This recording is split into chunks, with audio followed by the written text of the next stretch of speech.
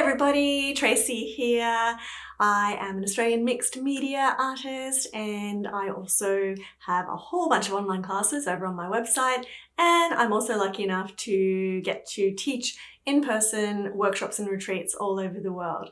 And I just wanted to give you over this little period of time while I'm actually away in Europe, I wanted to give you a little taste of some of my larger online course offerings. And today's free gift is a lesson from my class, Face Fascination. Now, I do have a smaller class out there, a $37 class called Paint Faces with Freedom, which is more or less a starter class to pique your interest and to give you a little more confidence to begin to create faces in lots and lots of different styles: portraiture, whimsical portraiture, portraits in charcoal, portraits with ink. So lots and lots of different forays in that smaller class. And then the larger class, Face Fascination, is way, way more extensive and goes into many, many lessons and tutorials.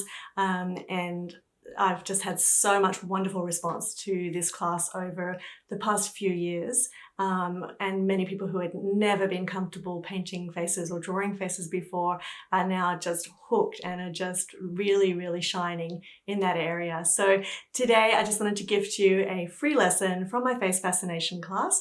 You can find the class on my website. If you like what you see when you watch this first lesson, you can head on over and have a look at what's included in the whole course.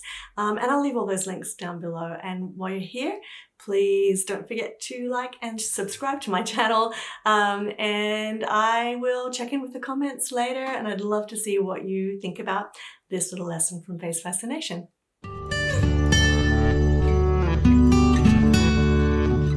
Hey everybody, and welcome to this next class. I've decided to work with a reference image this time, but I want to show you how sometimes you can just use one of these images to basically just launch off into something completely different. So with this one, the first thing that I've done is just to tilt her head to one side, and then I'm going to change up the clothes that she's wearing. So I'm actually bringing in a robe, and I'm just really working quite intuitively here. I don't have any preconceived ideas about how this is going to turn out. Starting with some willow charcoal, and just really bringing in a very faint line, so I can kind of change things up if I need to. Using her actual features just as a reference to to begin to bring in some eyebrows and eyes, and adding in that big hair as well that I see in the image.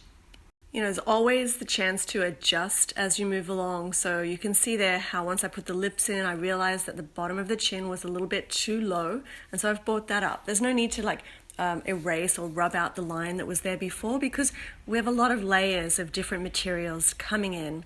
And at this point, I don't even know what materials I'll be using.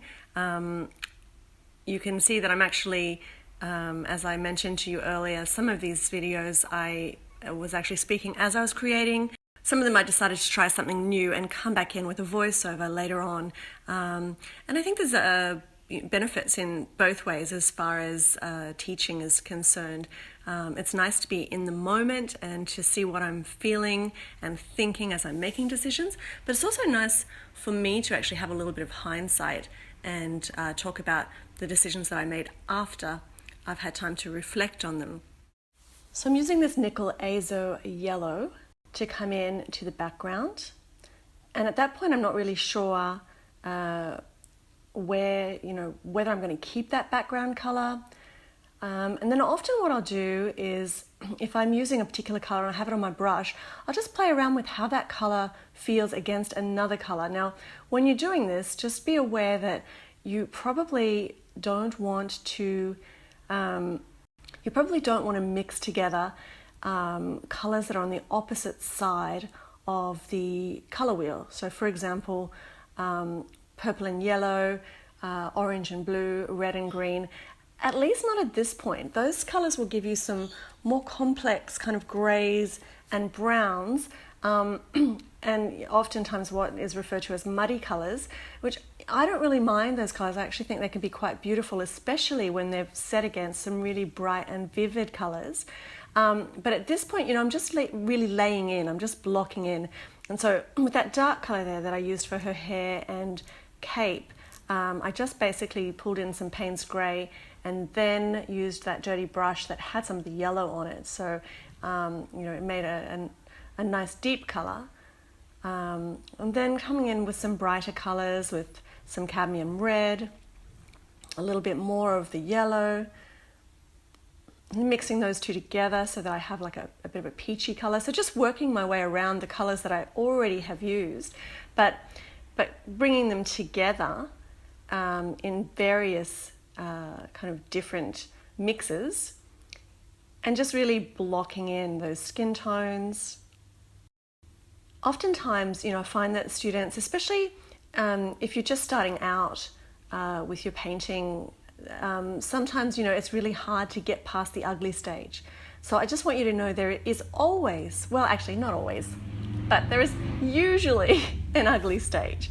And you just have to push through it. So, it helps me to kind of say things like, well, this is the blocking in layer. This is the layer I'm just blocking in color. And so I'm actually not looking for anything else except a base of color to cover the paper or canvas or whatever the substrate is that I'm working on.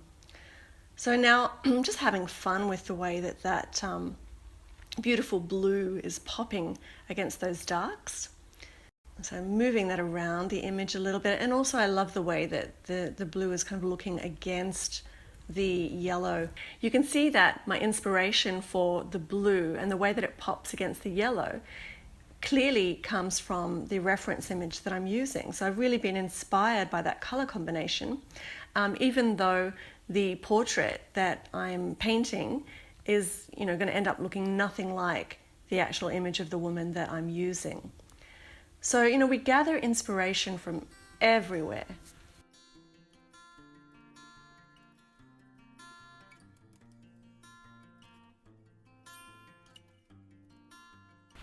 So right now I'm bringing in an old tatting needle that was given to me by one of my students, BJ, and it used to belong to her grandmother, and I love using it. I love things that have memory and things that have story. So sometimes I'll use a stick or a bamboo skewer. Today I'm using BJ's grandmother's tatting needle for those details. Now, once the paint is dried a little, you can come in with one of your rollerball pens to start to bring in a little bit of detail and to start to make those features a little more pronounced. So very important to kind of notice that, where you place those irises really gives a sense of personality and expression to whoever it is that you are painting. So by having the head tilted in that way and the eyes looking over to the side, paints a completely different story to a direct gaze or a gaze in which she's looking upwards. So play around with all of those things.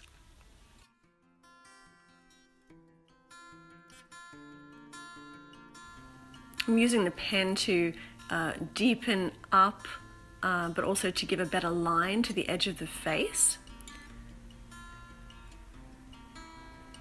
And then just bringing in a little bit of water to soften that line.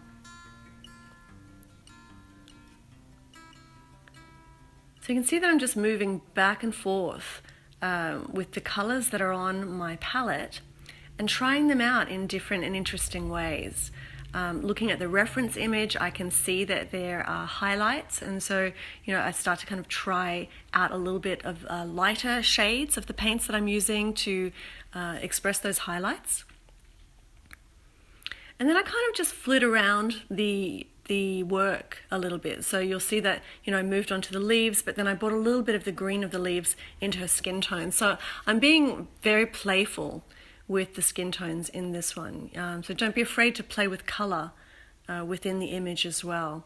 So, we don't always have to just translate skin tones in terms of browns and ochres and yellows and pinks. and whites, we can play with actual really quite intense color in the skin tones as well. So coming in with that white charcoal pencil to just accentuate the whites of the eyes, and then bringing just a tiny bit of the cadmium red, but mixing it also with those skin tones that I've been playing with, and bringing that into the cheeks and the lips, and adding some more details with that pen. So at this point I'm quite happy with the actual composition, the tilt of the head, the way that the features are placed, the neck and shoulders, and just where everything is sitting within the artwork. Now I just bring in a little bit more Payne's Grey to deepen up those darkest areas in the hair. And by doing that, that also makes her face kind of come forward more.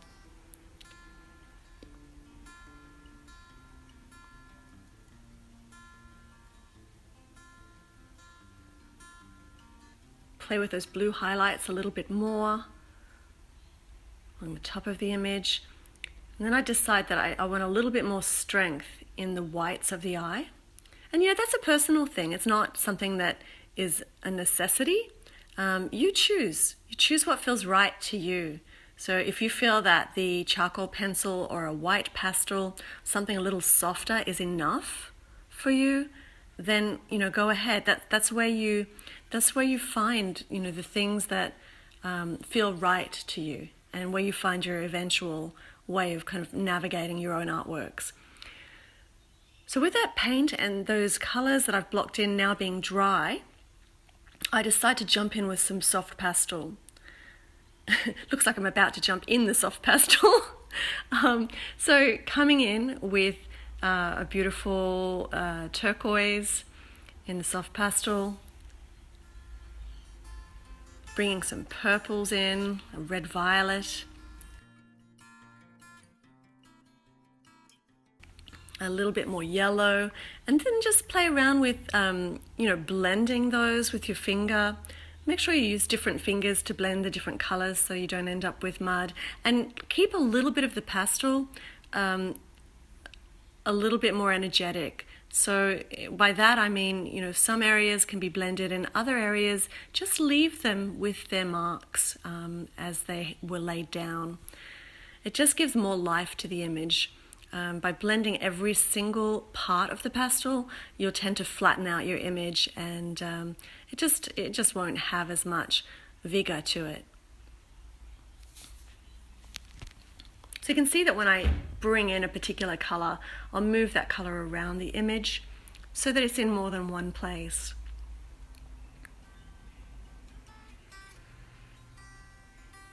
Coming in now with like a red earth kind of color in the pastel, and then bringing a little bit of that into the hair as well, really just kind of dancing my way across the page.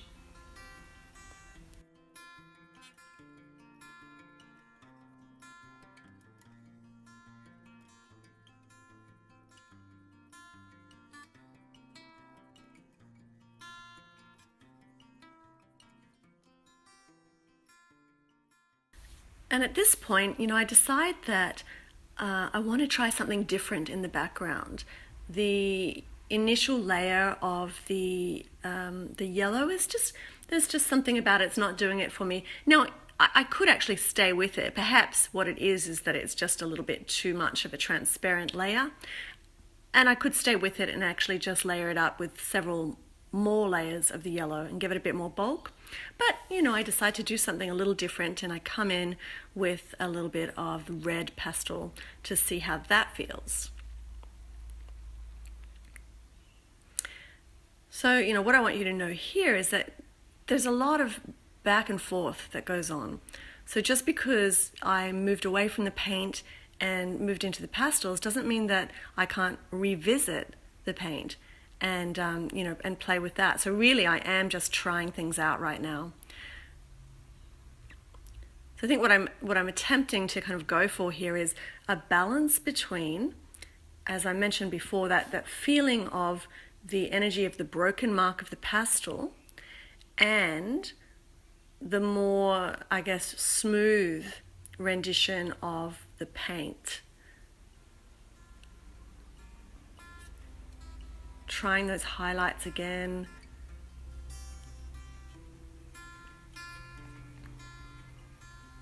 And because I'm not painting this in a traditional way, because I am playing with so much color, you know, I really am just like moving my eye around and seeing how I can have it all make sense.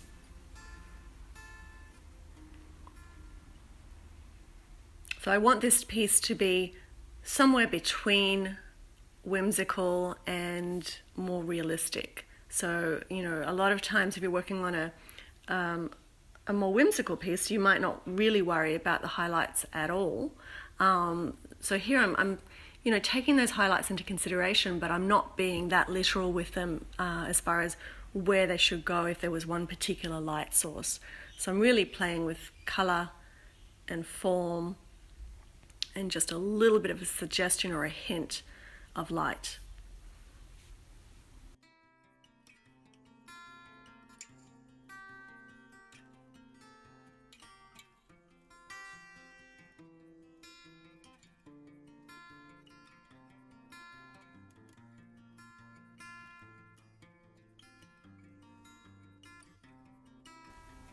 Come in with a little pastel again, still working on those highlights.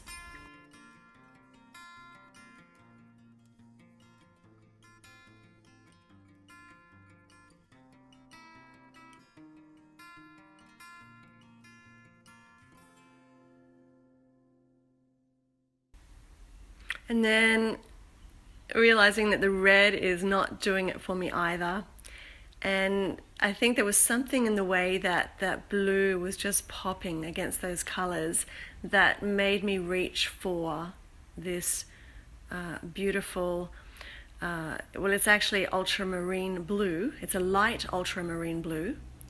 But what's happening is that it's mixing with the red pastel underneath, which is giving us this beautiful, vibrant violet. And of course, because I'm allowing just a little bit of that yellow to pop through in some areas, that's giving the piece a real zing. So what happens is, you know, when you mix complementary colors, those colors on the opposite ends of the color wheel, when you mix them as wet paint, that's when they make those kind of muddy tones. But when you use them next to each other, you know, allowing one layer to dry first, so that you get these pops of yellow against purple, or orange against turquoise or blue. It just gives you a real zing to the piece. So now I'm just taking the bamboo skewer and just scratching through to give this another element of texture using a sgraffiti technique. And of course, when I scratch through, I'm getting some of those underlayers, those beautiful colors underneath. So there's a purpose to every layer that you put down. You know, either leaving little peek holes through, or scratching back through, or just leaving very small glimpses to those underlayers. And it all makes the piece, you know, add up to what it eventually adds up to in the end.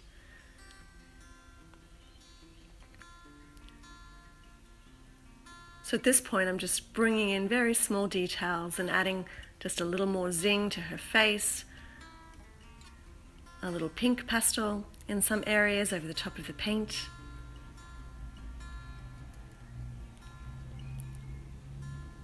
Some more white highlights, just giving a little bit of difference on that blouse.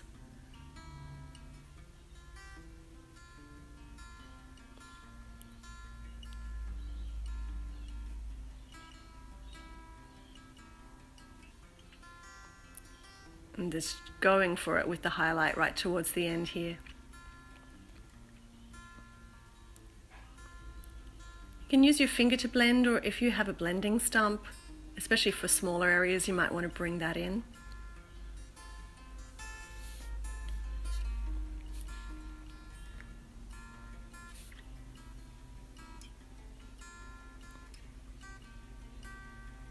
So you can see a repetition of color here, so I'm just bringing a little bit more of the blue in, but it's a slightly different blue in a soft pastel.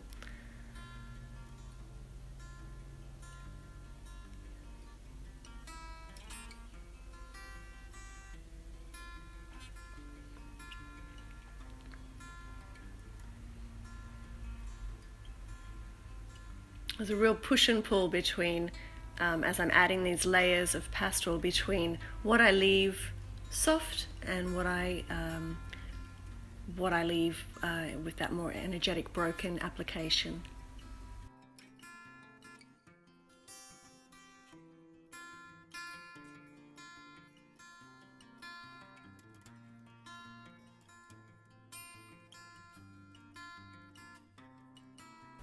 Here I'm really making the choice to deepen up one half of the face and to allow the other half to be more well lit. And so this is where I'm bringing the blending stump in so that I can really get into those more detailed areas that are difficult to do with my finger.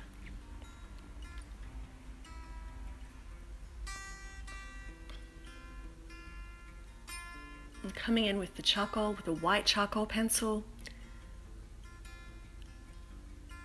and just coming along the edge of the face, even on that shadow side, just bringing a little bit of reflected light.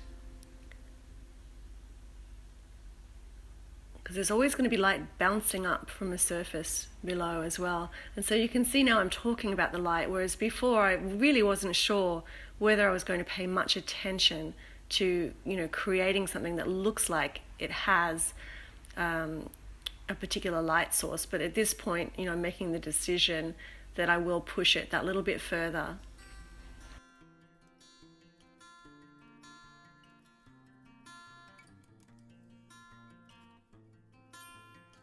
And so just using some crisscross strokes with the white charcoal pencil before I bring that gel pen, that rollerball pen, back in to kind of accentuate the line of the face once again.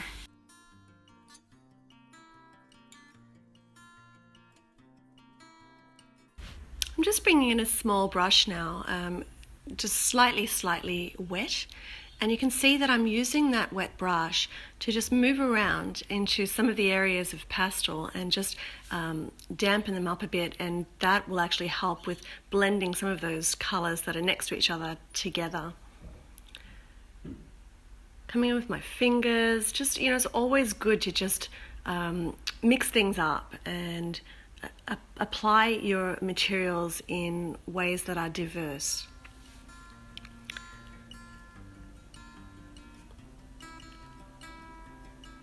Really coming into the details now, just with my black charcoal pencil, and bringing it around some of the lines that are more pronounced in the features.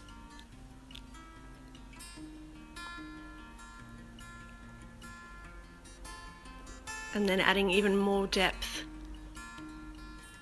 and more strength to the line with the rollerball pen.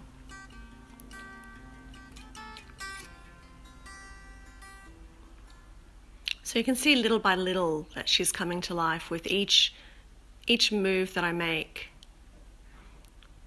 Even at that point, you see shaving the tiniest little piece off the side of the face just changes her face in just a very small way, but in a way that is quite pleasing. Now coming in with the gel pen, and once again just running it along the edge of the face to show that reflected light, and then softening that gel pen with a very fine brush, moving that white around in some of the other areas. So while I have a certain thing on my brush, even if it's just the tiniest amount of white gel pen ink, I'll put it to use where I see that it will have a great effect. I always know when I'm getting close to the end of a work when I put the whites of the eye in.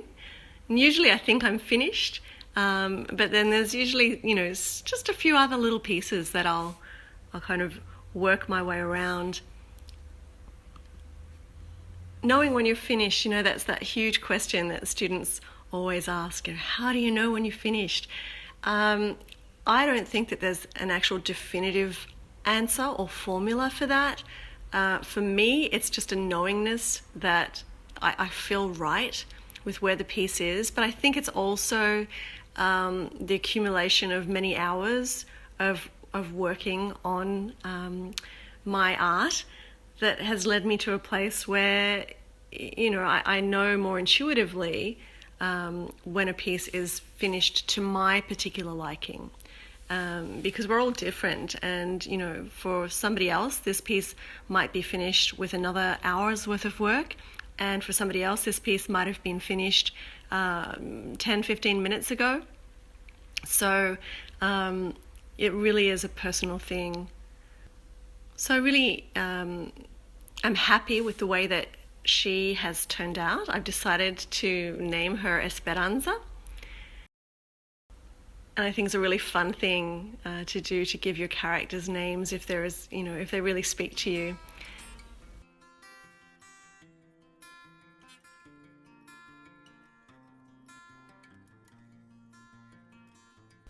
And just finishing up with just a little bit more deepening those dark areas. It's just always pushing and pulling between, you know, one move and the next move. Deepening up the inside of the sleeve. And just, you know, adding a little more darkness to the cape so that those colors in the center on her blouse really just pop out. And then here, right at the very end, just, you know, bringing in some little pops of the white gel pen, just a few little details to finish her off.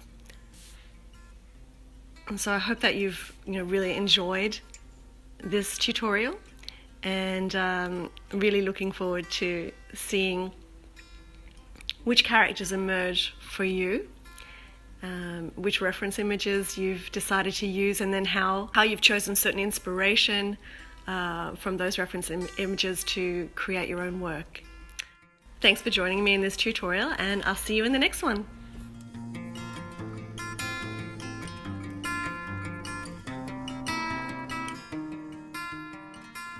I hope you enjoyed that little glimpse into my Face Fascination course, and if you have any questions, please let me know in the comments below and I'll do my best to answer them. And if you'd like to find the entire course and take a peek at what's actually in it with all of the descriptions for each lesson, you can head on over to my website at Tracy Verdugo and you'll find it there under online classes.